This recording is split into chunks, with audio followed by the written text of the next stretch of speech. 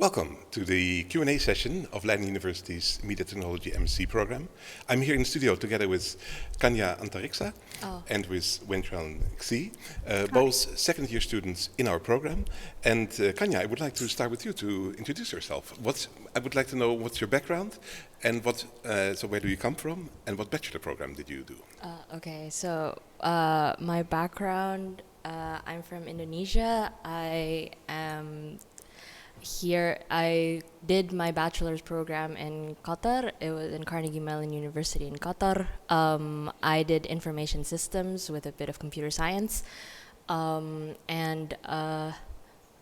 was the other question? Sorry. No, but I think you answered it because I asked you, where do you come from? Oh, yeah. What bachelor program did you do? Yeah, and you will get more questions later. Okay. Also from the audience, that's why it's a live Q&A. Wenchuan, same question for you. Yeah, hello, I come from China and my bachelor was in fashion design.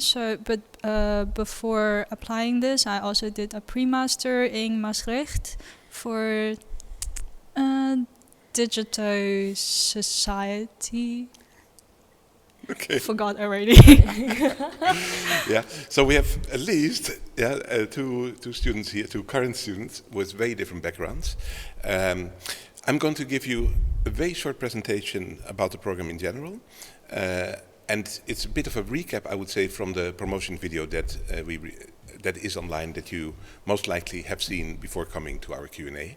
If you haven't seen it, you can still watch it afterwards, of course. And that gives, let's say, a clear description of the program, where the focus of the Q&A is, of course, on your questions. But I will do a quick recap, 10 minutes, and afterwards we will start the Q&A. So what are we about? We are a program that's really about scientific research. And in scientific research, it is common to also write papers, to make publications, for example, to present your work on conferences. And that's something actually that not all of our students do, but often our students, they make work that already does travel to conferences, for example, but also work that is sometimes exhibited in the context of maybe a science event, or maybe in the context also of an art event.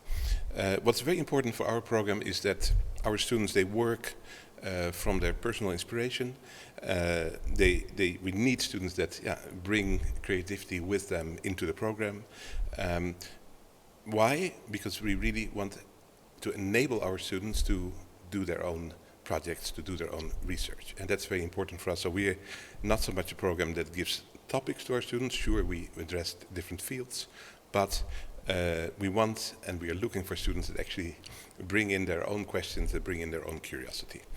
We have a term that we like, that is science by doing. And what do we mean with it? Well, I mean, sure, you can study things and keep on studying and read a lot of things, but we really like a practical approach to science. And that also means building things, testing things, and from there see what happens instead of only staying safely on the theoretical side of things. We are a collaboration with the Royal Academy of Arts and the Royal Conservatoire in The Hague. We exist since 2001. We have been changing over the years, but we do have a bit of history. It's a 2-year program, 120 ECTS. It's a full-time program, fully in English, and we have about 30 to 50% international students. And we have really approximately a 50-50 balance between female and male students. And per year we have 25 to 35 students that start. Here in the slide also it says there's no maximum, but it doesn't mean that we have 50 students because we never get that huge amount of applications. At the end of the program you obtain a Master of Science degree. The first year is a year in which all students really follow the same courses, the courses that are also really compulsory for the program. We actually start with a visit to the Ars Electronica Festival, and otherwise, I'm not going to mention all the courses here, but we roughly divide the courses in what we call conceptual skills and media, technical skills and computing, academic skills and being a scientist. And I would say maybe the main focus then is the human context of technology. Topics that are being introduced in the first year in a very broad way to make you think and reflect upon the context of technology, but also really to, again, act and make things. Yeah? So there are a lot of courses in the first year where you have to make things, also where you have to write essays, but we have very few courses that actually lead to an exam. There are a couple of exams, but most of the courses, they end with assignments like show us what you have learned and show us that you can relate yourself to the field of the course.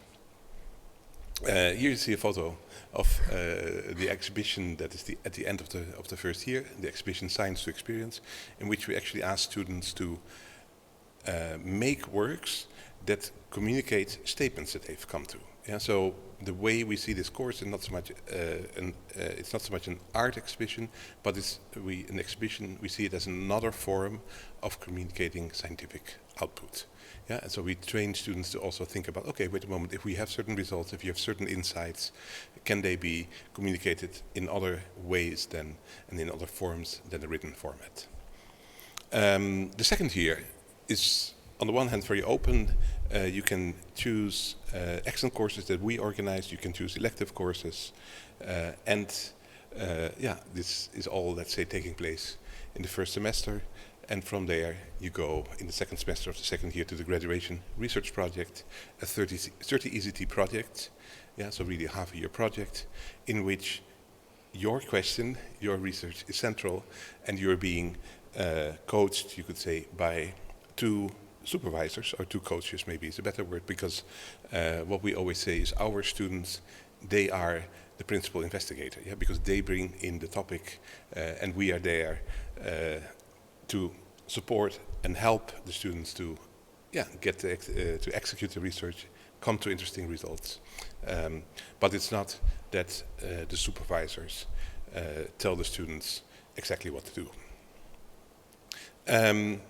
So to summarize, our students, they have a scientific interest, they're conceptual and critical thinkers, they're not afraid of new ideas, they like to create, build, they create things, build, but also create ideas. They have some technical affinity. I think that's important to come into the media technology program. And being creative is important. And with being creative, we don't necessarily mean artistically creative, but simply creative in always questioning things, coming with new ideas, new concepts, and from there moving on. Admission requirements, and I'm sure we get back to this in the Q&A. I think we're an exceptional program that in that we accept students with more or less any kind of bachelor degree. Yeah, so no restriction on prior program. We have students with a background in humanities. We have students with a background in the creative arts. We have students with a background in engineering. We have students with backgrounds in social sciences, psychology. And more and more than that. But what do we really look for? Yeah, so we look for students with a creative attitude towards science and research, an affinity with academic research. Yeah, and what do we mean with academic research? Academic research is research that leads to new insights that weren't there in the world yet, and leads to new knowledge that wasn't there before in the world. So coming really to exploring new territories, coming to new solid ground that didn't exist until then. It is important to be able to speak English and write English. And we do ask our students to have what we call basic computer programming skills. That doesn't mean that students have to have had computer programming skills in their bachelor program, but we do test it, and we do, if that's not the case, ask students to follow an online course to have developed some basic skills. And we currently have selected an online course that takes approximately 21 hours, maybe a little bit more. And what we're also going to do is that we are going to offer, it's limited, but we offer actually support from our program, a teaching assistant that can help you if you have questions regarding the online course. And the online course itself is not organized by us. So No, there's no pre-master, no pre-master, whatever your bachelor is, but we do select our students, and especially the interest in research, the affinity with technology, they're important aspects for being admitted into the program. And yes, as part of the admission procedure, we have a matching interview with the admission board, and the interview is really an important moment to discuss your expectations, how you see the program, what you expect from the program, and also to see whether that matches with what we expect from you. This is the final slide, so we can go and see if we have any questions. Are there already any online questions? No. Okay. So no questions have been submitted or have not been made visible yet. So this is the moment for you to actually ask us your questions. But also I have questions for Kanya and Wenchuan. Because I'm very curious, and we do. We are a close community. We see each other often, especially in the first year, less in the second year because you all go in different directions. Yeah. But I'm very curious how, just for both of you, very general, how it was to enter the program and how you experienced the first year. So for me, when I entered the program, I came in directly from Qatar. I've never been to the Netherlands before, so I kind of was expecting it to be a lot more individual, but I found out that when I first came in, and then I was already meeting up with everyone at once, which is really nice. In our year, there was only 20, I think around 20 students. So we got along pretty well most of the time. And in terms of the courses, I had a programming background, so for me it was very easy for me to kind of relearn all of these things. Especially in creative programming, you have to use Java and eventually pure data. So I think it was really nice to kind of get into it and then start making projects using like these basic skills that I already had. Yeah, so for you it connected well, although you had expected it to be more individual instead of, I mean, a lot of assignments are individual. You can also, a lot of assignments you can work in groups. Yeah, but you really form a group together with all the first year students. Yeah, and I think the fact that we had so many projects also helped with bonding and also helped with me understanding, this is how group work should go like. Yeah. in this program. I'm going to ask Wenchuan the same question, but I see a question online regarding the basic computer programming skills, and the question is, are these skills like HTML and CSS? I would say no. So HTML is really about formatting. CSS is actually, in the sense, also about formatting, but more formatting in layout. When we speak about computer programming skills, we speak about algorithmic skills, having skills of algorithmic thinking, meaning also that if you want to make the computer do something for you, or maybe behave in a certain way, that you're able to translate the thoughts that you have into code. Yeah, and that's what we mean with algorithmic thinking. So that is what we expect from you, but on a very, very basic level. Yeah, so we don't expect you to have advanced skills of algorithmic thinking. It would be great if you have, but we do expect you to have basic skills there, that you have at least a couple of times gone through the process of having an idea in your mind and translating that idea into code that the computer can execute.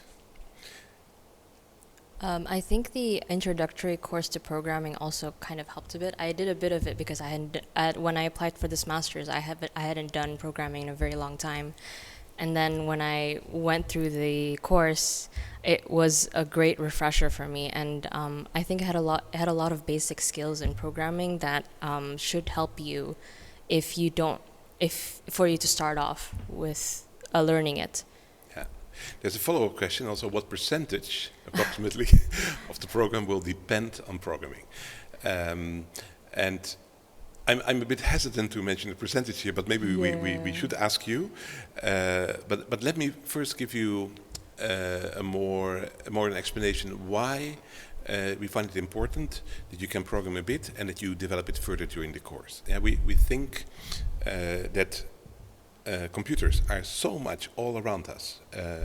Computers in the sense of, for example, a computer with a keyboard and a screen, but also any kind of other devices. And we also have computers in our washing machine, in our environments.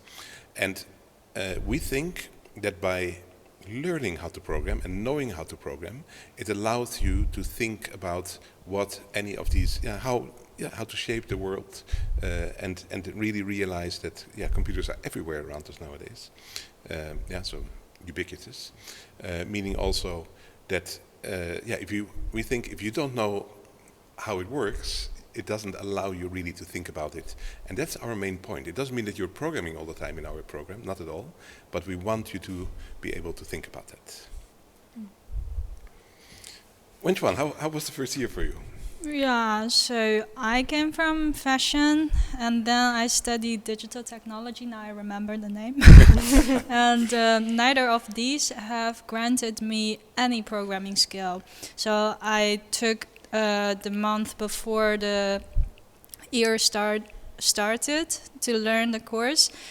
It is very useful, but I would say it is still very difficult for me to get a grip into the course, because you know what you are doing, but with 1 month you just don't remember all the things. But now we really speak about the programming skills, let's say, but about the program in general?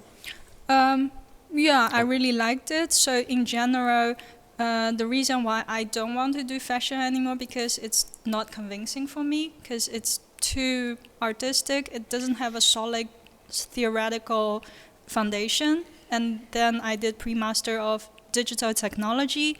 It is very academic. It's very societal. We only read paper and write paper, and I feel it's not making enough change. And I just look into this program. It has the artistic part that I like.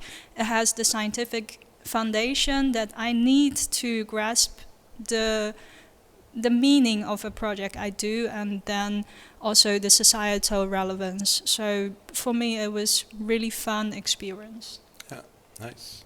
We have another question, and I think it in a way connects also to this and how you came here and what takes place in the media technology program and all your different backgrounds. It's a question from Isis Polak. She's asking, what about the academic skills that you have not learned during an HBO-opleiding? And HBO means University of Applied Sciences. At other studies you learn that during the pre-master. So she's absolutely right. We don't have the pre-master. And how do we deal with that? Because indeed we do admit students with a HBO bachelor, for example, that have not learned academic skills. Which one? Do you want to say something about that? On that level, I'm lucky because I learned academic skill in my pre-master. But the good thing we have is we have a course. I don't really remember the specific name. Research fundamentals. Yeah, research fundamental that teaches you how to do academic research step by step, basically, by introducing you the academic writing and the steps you need to go through by setting up an experiment, a research experiment to execute the plan. Yeah, and I think it's important to realize that our program is really interdisciplinary. We see that with the backgrounds of the different backgrounds from our students, but also, we are not, although we are hosted in the Faculty of Science, and we are actually located in the Computer Science Institute, the Leiden Institute of Advanced Computer Science. Our program is not a computer science master program.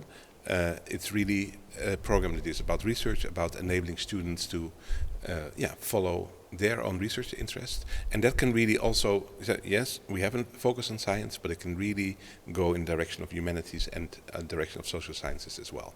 And that's very important to realize that you're not limited.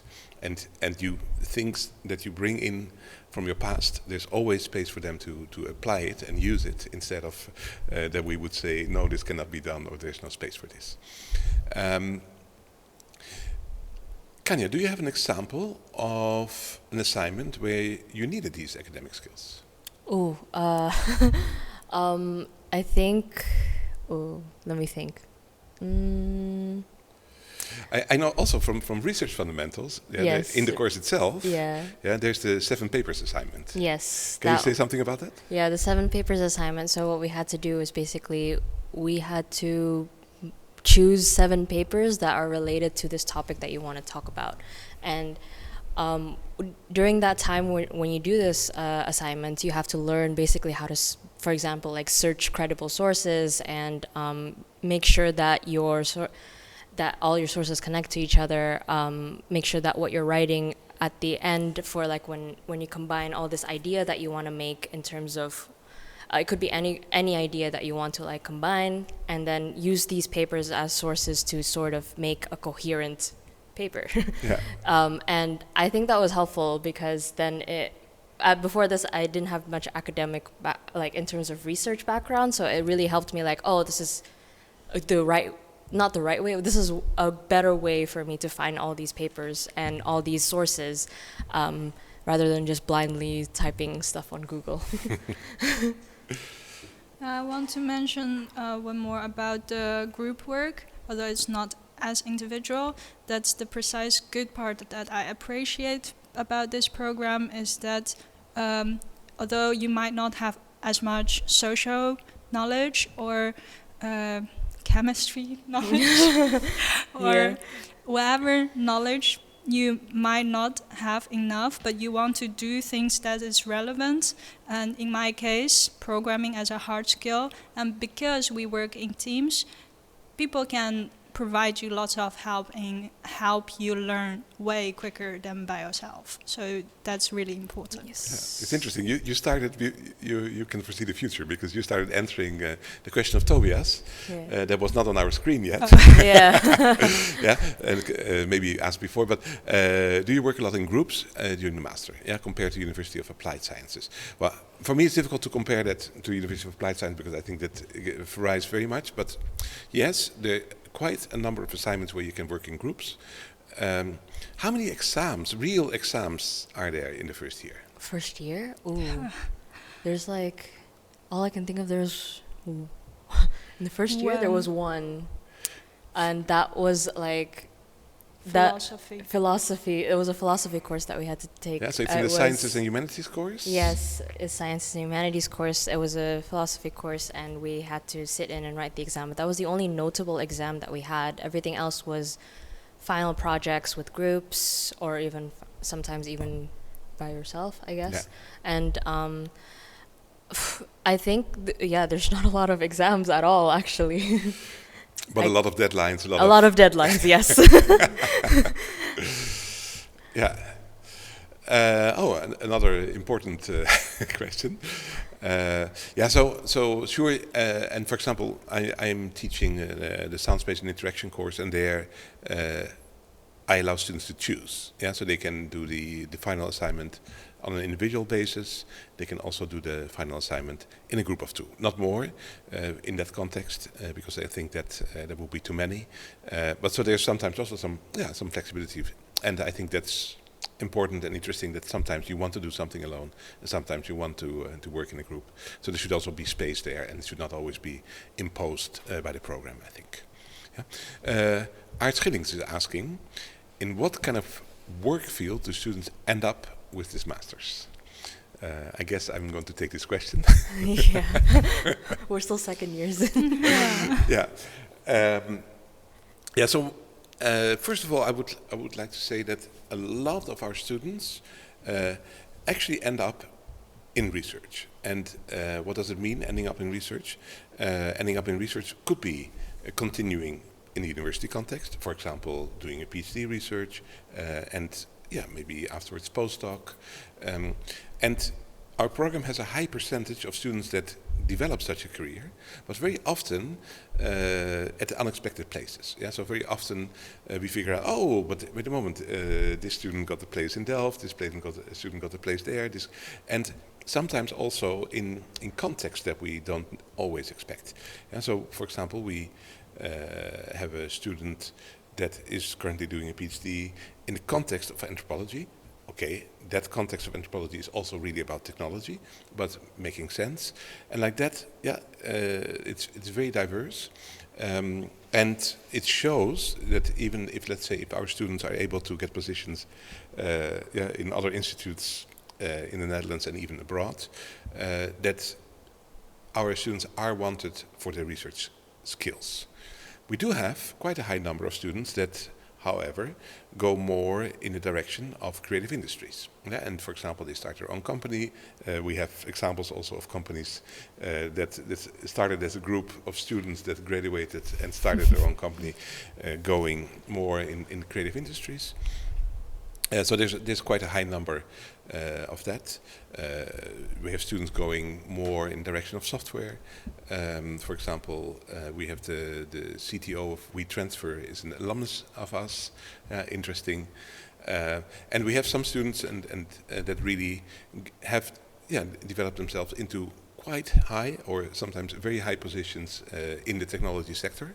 But I would not say that is because we teach so much about all the technological skills. Sure, you learn quite a lot, but it's more because of their conceptual skills and their creativity that they are able to get there than purely technological skills.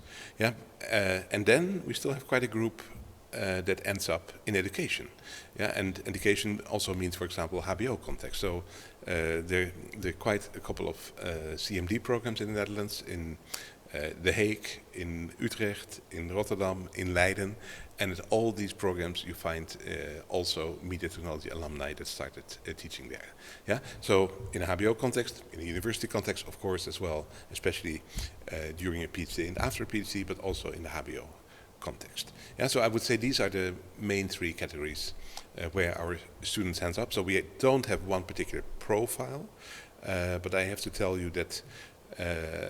And we organize quite some events with alumni that, I have hardly seen that a student of us is not able to get into an interesting position.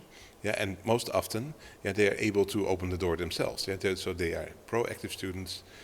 They know what they're interested in because they bring their own interest, and from there they find their own positions. Another question from Lucia Westers. How many lectures, work group hours are there per week, approximately? And are these also online or only on site? Okay, I'm going to Kanya. So work groups per semester. So semester is divided into 2 blocks. Usually each block is like either 1 or 2 courses. And then in the whole semester, there's usually around 4 to 5 classes, I believe, if I'm remembering correctly. And then for basically, the way I see it is like each EC, you have 1 hour outside of the class to study or work on it. And per week, that's usually, I'm trying to calculate. It's quite like... If I invert the question, can you have a job next to your studies? There are some people who do part-time jobs. They have to manage their timings. I think it's possible as long as you don't take 5 courses all at once in the same block. And it's about managing your time, right? Like depending on how long your work hours are and how much time it is between courses and you have to study for. It's really about managing your time. A lot of our friends and students also do part-time alongside studying. So and so what you're already saying, it might mean that your study takes a bit longer. Yes. Yeah. And what we often say, let's say, from the teacher's perspective, we say, you more or less you can work 1 day a week. So we say it's really a full-time program. It is. Yes. It's busy. You have to be available also, especially because there's a lot of group work. You also have to make sure you're not only present for the lecture, but also available to really work in the groups. Yeah, because otherwise it doesn't work to work on group assignments. But we say if you're flexible with the work that you do, then you can approximately work 1 day a week. I think that's important. Yeah, as long as your work hours are flexible, then you can do it. If not, then it is a full-time study, so you do have to devote a lot of time to it. Yeah, and the question from Lisa is also, is it online or on-site? Very much on-site. It's very much on-site. When we first came in 2021, I'm already forgetting. I'm so sorry. So when we first came in, it was half and half because COVID was only starting to open up. The year before us was almost completely online because it was still COVID. But right now, currently, all of our classes are already on-site, and there's barely any online ones. So there may be recordings. Some classes do offer recordings, but basically everything is already on site. Yeah. And you are expected to come on site. Yes. So also, important to check, because if you would have the idea, you think, oh, but I'm abroad, and can I nevertheless follow the course? Yeah. No, you cannot. Yeah, and you have to really be on campus. And that is because, again, also because of the group work, but also because a lot of lectures are actually really about discussion. You have to participate in discussions. So yeah, that's the answer to the question, I would say. Yeah, there's another question from Irene Klopp. Is there an opportunity for studying abroad? And I would say yes, but it's something that you really have to shape yourself as well. Because we don't have a huge menu card of options. Yeah, we have a bit of a menu card, but much more is possible. But that really depends also on what you want to do. When is this possible? We do, well, of course you can do some of your electives abroad, but we do offer also the possibility of doing a full exchange in the 3rd semester. Yeah, so meaning in the beginning of the 2nd year. But it has to compensate for some of the other courses, so it's something that you have to propose and get it approved, meaning that if you want to do this, you should start organizing this at the already halfway the 1st year to really know where you want to go and to get the approval on both sides. Yeah, because you both have to get the approval on our side, and that's maybe still the easiest, but you also have to get the approval on the institute where you're going to study. Yeah, and that also takes simply time. But yes, we do absolutely allow that. On that question as well, right now, 2 of our friends, one is in Japan and one is in Sweden. Yeah. Oh, Finland. Oh, was it Sweden or Finland? You don't remember? Yeah. But yes, they also decided to take the 3rd semester abroad. And as far as I know, they are all taking electives and also some replacement for accent courses. I'm not quite sure about that one, but So if you do half a year exchange, you do replace the accent courses. Yes. Yeah. So the requirement of the accent course is being dropped. Yes, exactly. But you do have to submit a petition. You have to sign a form, and then you have to get it approved. Yeah. No, very much. A question here from Inea Basu. Can we join the course in the winter semester? Yeah, so February. And that answer is absolutely yes. And regarding the admission requirements, we are a touch more strict in looking at your programming skills, but still you can obtain them also doing the online course. And you have to show the certificate of the course. And we are a touch more critical also with your, let's say, your research skills.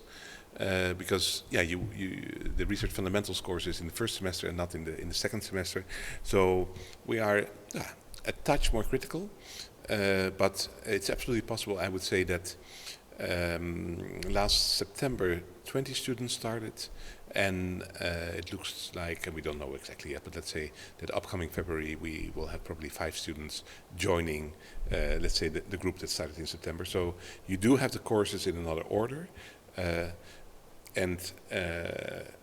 But I think it works absolutely fine. And yeah, we do it every year. We have all these students starting in February. So that answer is yes. So I think no further online questions. So at the moment, Menchuan, Yes. what course contributed the most to you if you look back in the first year? So you think this really, which course changed you the most? In the sense that maybe it opened your eyes, it changed. Yeah, it's really hard to say because there are like almost every course contributed a little bit, and in combination they form a new sense of insight, how I look into the world and how I like myself in the future to be. Yeah, I would say science and humanity, although I'm not a big fan of the course.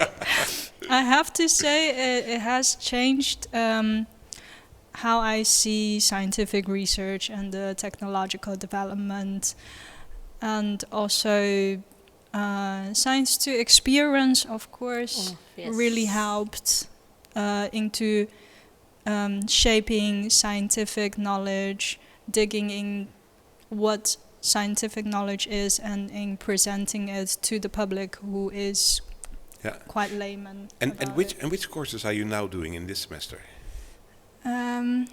I'm doing seminar artificial intelligence and computational creativity. I would also say computational creativity is one of the very important course that changed myself. And you just had a cookie bake-off. Yeah. Yeah, Can I didn't manage to get a cookie from you guys because I had a class that time. Can you tell us what the assignment is about?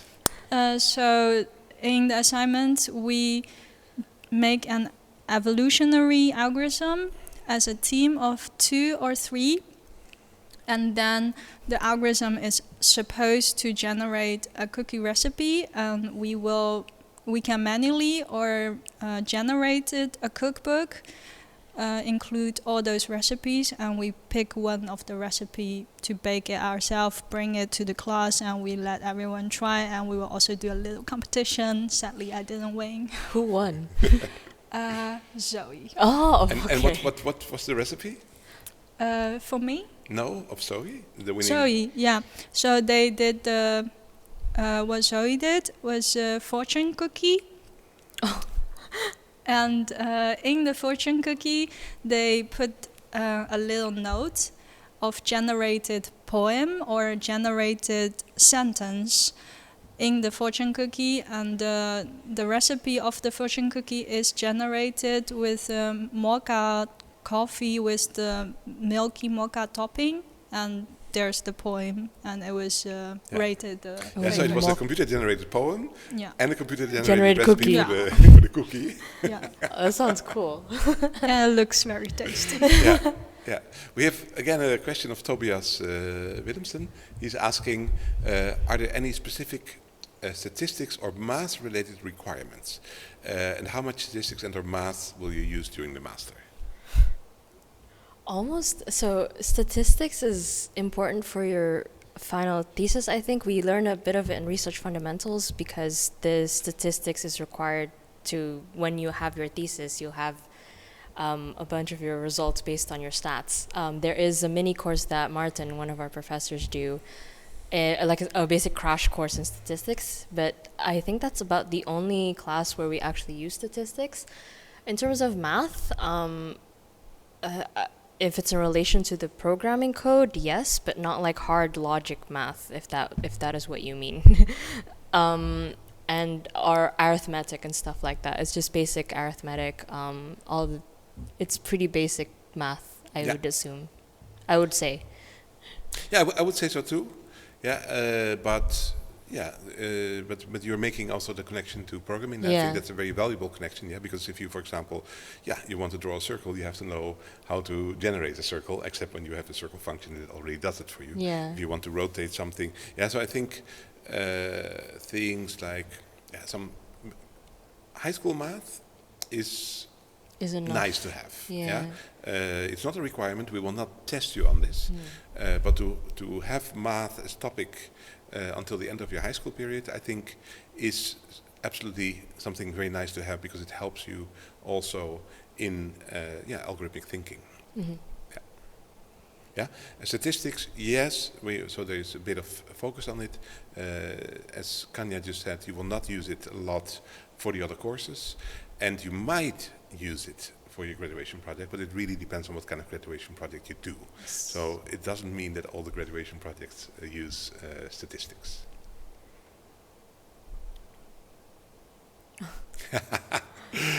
Jacob Lumakat.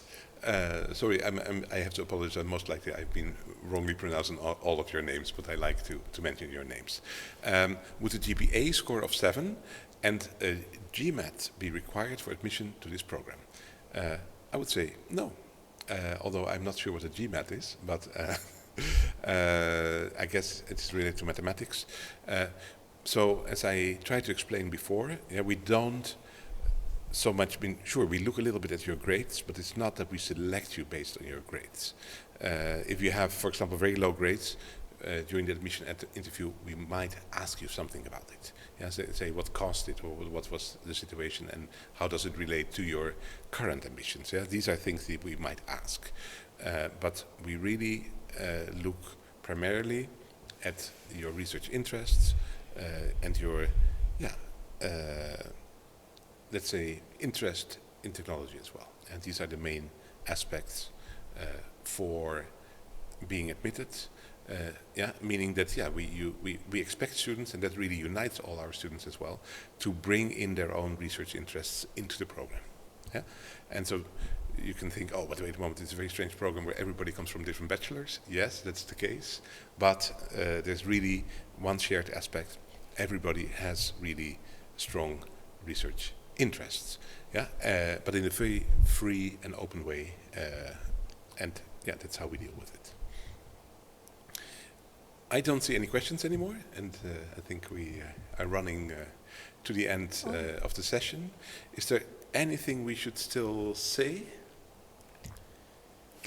I would like to just give a tip of advice when you apply, and I would suggest you to look carefully through the website, and everything related to the interview, you will find it there. All the requirements you need, all the things you need to take into consideration, you will have it there. Yeah, so here on the final slide you see our URL, mediatechnology.leiden.edu. It will actually forward you to the actual URL, but this is a much easier one to remember. And on that website there's an incredible amount of information you can find. Also, you will, for example, find links to all the graduation projects of our students, and super interesting to look at. So it gives you a lot of information, and you can really see what happens inside of our program. Yeah, and if you have additional questions, always feel free to contact us by email, mediatechnology@leiden.edu. By the way, we have another session, Q&A session tomorrow. Yes, with Zoe. The fortune cookie winner. Fortune cookie Zoe is coming tomorrow. Exactly.